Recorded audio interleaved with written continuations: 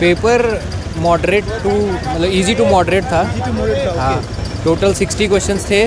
Quant, reasoning, English और GS के थे और 60 क्वेश्चंस थे मैथमेटिक्स, हाँ फिजिक्स के। हाँ मतलब क्वांट, रीजनिंग, इंग्लिश तो ठीक था, इजी लेवल का था।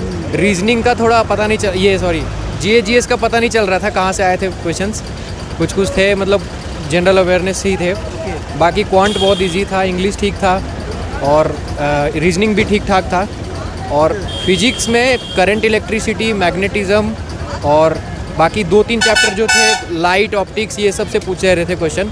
और मैथ्स में 3 dimensional geometry, coordinate geometry, integration, differentiation, majorly 12th का सब्जेक्ट था। तो ओवरऑल मतलब इजी टू मॉडरेट ही था पेपर। हाँ, पार्ट 2 में जो फिजिक्स और मैथ्स होती है उसमें कितना अटेम्प्ट किया आउट ऑफ 60? देखिए अटेम्प्ट तो सारा किया क्योंकि नेगेटिव मार्किंग नहीं थी। ठीक है, तो मैथ्स के ऑलमोस्ट मतलब 30 क्वेश्चन थे अगर अप्रॉक्सीमेटली मान ले तो उसमें से 24-25 बना दिया सही। बाकी सब तो तुक्के लगाए। बाकी फिजिक्स में थे और उसमें भी 10-15 बनाए सही। बाकी सब तो तुक्के लगाए क्योंकि अटेम्प्ट सारे लेने थे, नो नेगेटिव मार्किंग था। बाकी इधर क्वांट में मैंने आउट ऑफ क्वांट का क्वेश्चन 15 था, उसमें से 13 बन गए, 2 ऐसे ही बना दिया। और रीजनिंग 15 थे तो उसमें से 15 बना डाले। और बाकी जनरल अवेयरनेस का 10 था तो उसमें जो समझ आ रहा था कर दिया। और बाकी फिर बच गए क्वांट, रीजनिंग, इंग्लिश के 20 क्वेश्चन थे, वो बहुत अच्छे थे, 20 में से 20 किया। कुछ मतलब नंबर सीरीज आई थी क्या? हाँ, रीजनिंग में आई थी, मतलब लेटर सीरीज था, लेटर और नंबर का मिक्सचर था। हाँ, अल्फा न्यूमेरिक था। और जनरल अवेयरनेस में करंट अफेयर था? करंट अफेयर्स था। एक पूछा था कि सचिन तेंदुलकर को कब मिला था भारत रत्न। वो करंट से नहीं था, बेसिकली वो स्टैटिक था। हाँ, करंट में कुछ पूछा था कि रिसेंटली गवर्नमेंट जो है कि कौन से बैंक, महाराष्ट्र का कौन सा बैंक का लाइसेंस रिवोक किया है, ऐसा कुछ क्वेश्चन था। तो फाइनेंशियल से क्वेश्चन आए थे या इकोनॉमिक्स से कुछ? एज इन कुछ ऐसा मतलब टॉपिक पकड़ में नहीं आ रहा था। कुछ करंट अफेयर्स थे, कुछ स्पोर्ट्स थे।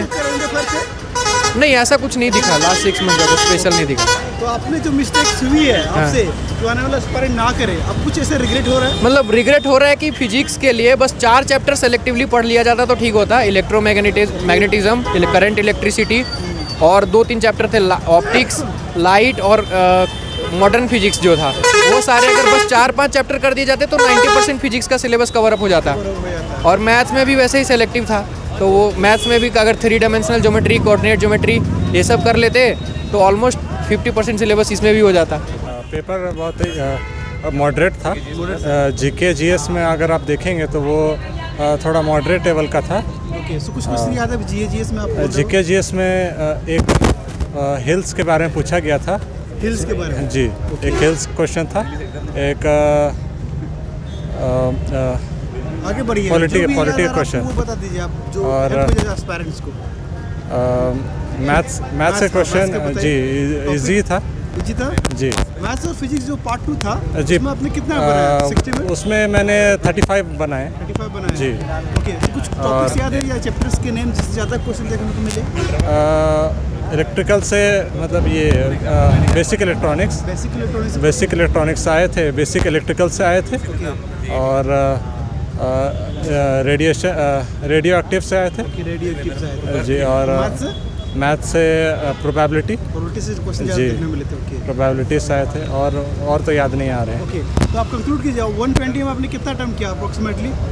अटेम्प्ट तो मैंने सब किए, लेकिन जो मुझे श्योरिटी है इसी के साथ जी, जो आपको श्योरिटी लग रहा है, श्योरिटी है वो अप्रॉक्स 70 जी। ओके, तो आपसे जो मिस्टेक्स हुई हैं जो आपको अभी रिग्रेट हो रहा होगा, यार ये मैं कैसे कर लेता, या फिर ऐसा कुछ है मोमेंट आपके याद है एग्जाम से? लास्ट में मेरे पास टाइम कम बच रहा था और क्वेश्चन सब मुझे आ रहे थे। पर मैं सॉल्व करता तो हो जाता। ओके, मतलब आई थिंक टाइम का प्रॉब्लम हुआ। हाँ जी। ओके, तो आने वाला एस्पायरेंट कुछ कहना चाहेंगे आप जिनको जो आप प्रिपरेशन कर रही है नेक्स्ट शिफ्ट में उनका एग्जामिनेशन? मैं बोलूँगा सबसे पहले आप जो 60 मार्क्स का क्वेश्चन है वो उसको पहले अटेम्प्ट कीजिए, इसमें आपको श्योरिटी मिल जाएगी। और फिर ज़्यादा आप जीके जीएस में सोच नहीं सकते हैं क्योंकि आपको आएगा तो आएगा, नहीं आएगा तो नहीं आएगा। और आप रीजनिंग और मैथ्स जो मेंटल एबिलिटी है उस पर थोड़ा ध्यान दे सकते हैं, वो भी इजी है। और इंग्लिश तो आप सीख जाएंगे। चलिए, all the best for your next round. Okay, thank you.